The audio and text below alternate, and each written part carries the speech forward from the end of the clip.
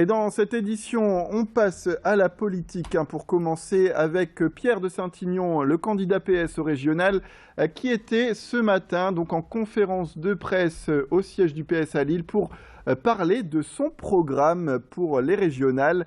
Un engagement qui tourne autour de 3 axes. Le premier, l'emploi des jeunes et des seniors, avec l'objectif d'inscrire 20 000 jeunes dans l'emploi grâce notamment à des rencontres directes avec les chefs d'entreprise et le lancement du programme salarié senior pour valoriser notamment l'expérience des plus de 50 ans directement également auprès des chefs d'entreprise de la région.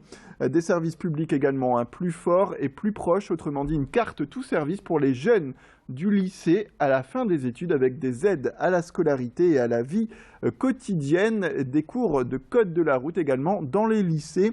Et bien sûr la transition écologique avec la création d'une autoroute du fret pour réduire le trafic de poids lourds sur les routes du Nord-Pas-de-Calais et de la Picardie. Un programme dont le chiffre a été validé par la Cour des comptes et qui seront rendus publics le 15 novembre prochain. En entendant Louis Caillé, notre journaliste, a pu le rencontrer. Monsieur Bertrand dit 60 000 emplois, il s'en signe plus de 200 000 chaque année dans ma région. Donc je vois que Monsieur Bertrand passe de 200 000 à 60 000. Tout ça n'a pas de sens. Voilà. Et quand on ne travaille pas, évidemment, on n'a pas de résultat. Je ne suis pas en train de parler de 10 000. D'abord, si vous avez bien lu le projet, je dis que sur les emplois directs, c'est 20 000 par an. 20 000 par an par 6, ça fait 120 000. Mais c'est beaucoup plus que ça. Seine-Nord, c'est 12 000 emplois. L'ensemble des grands chantiers, c'est 55 000 emplois. Donc il faut être sérieux quand on propose cela.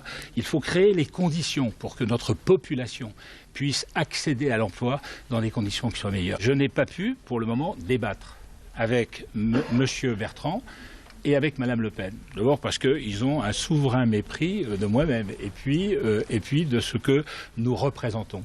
Ensuite parce que eux deux, ils ont déjà annulé 2 débats France 3. Et puis elle a annulé un débat France 2. Vous en êtes les témoins. J'espère que demain, on sera enfin dans le débat. C'est bien la moindre des choses. Votre projet et le mien. Et puis on va en discuter. Puis c'est là qu'on verra où sont les cohérences, où sont les mensonges, où sont les vérités. Et j'espère que ainsi nos concitoyens seront éclairés.